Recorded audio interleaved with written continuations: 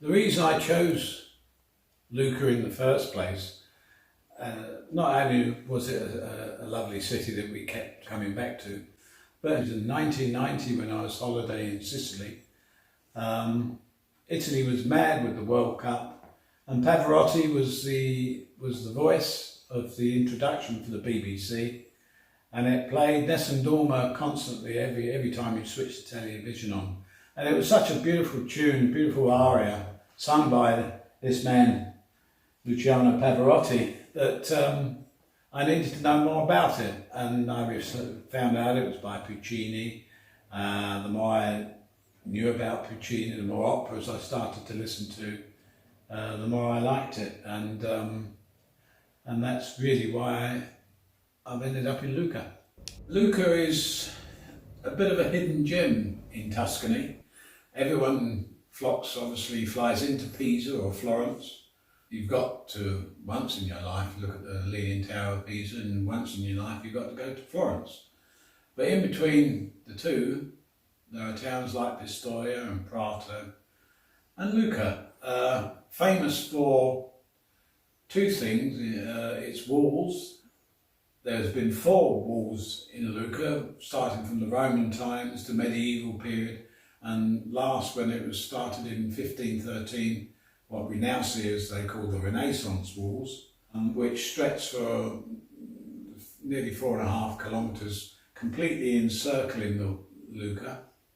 That is fairly unique in Italy or in Europe in general. It's famous for that. It's famous for music, not only Puccini but Catalani, Boccherini and many others who lived and worked and composed music in Lucca and throughout Europe. The first time I ever really did a painting when I was 14, and I tore out a page from a magazine, my mother's magazine, of a dog, a beagle, and I painted it in watercolours, but thick watercolours like an oil paint. And I was pleased with the results, and I thought, well, I'll continue this. And although me and my classmates all took O-level art, we all failed, but my passion for art painting continued, and now eventually tried portraiture.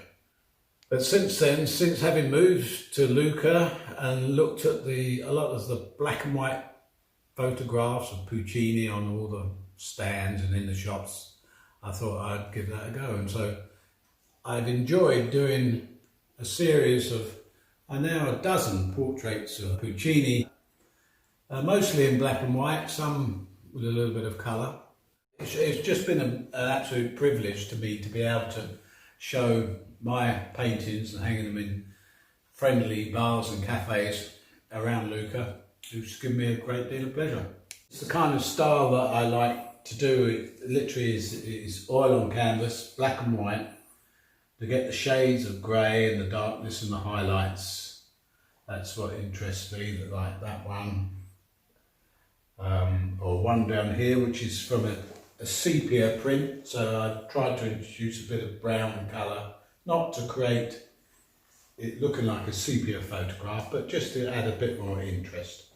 And my little signature, there's always one little patch of colour, like a pink piece there, or in this one down here, a blue cravat. So I will just do one little spot of colour that you have to almost look closely at to find it. This particular portrait is one I've just finished this afternoon. It's Puccini in the last year of his life, I think about 6 months before he died.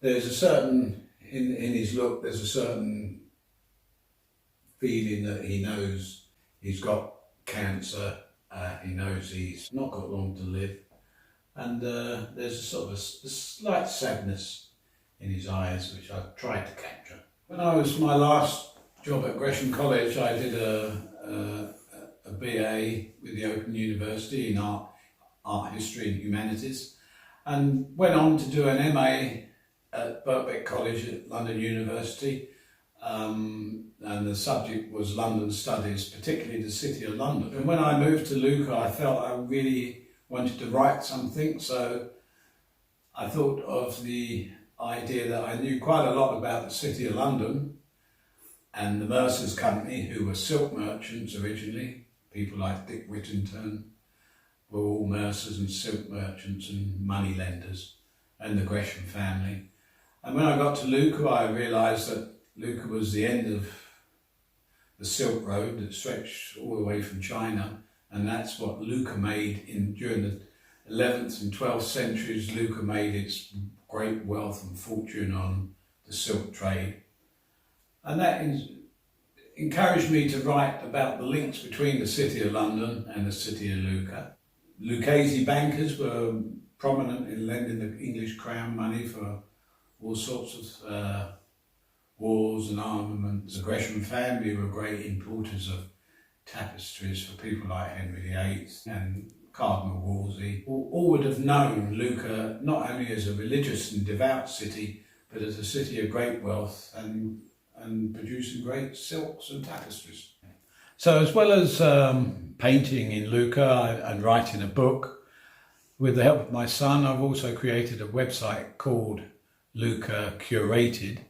It's not a travel log, it's just things that I've observed, my own personal observations, likes and dislikes.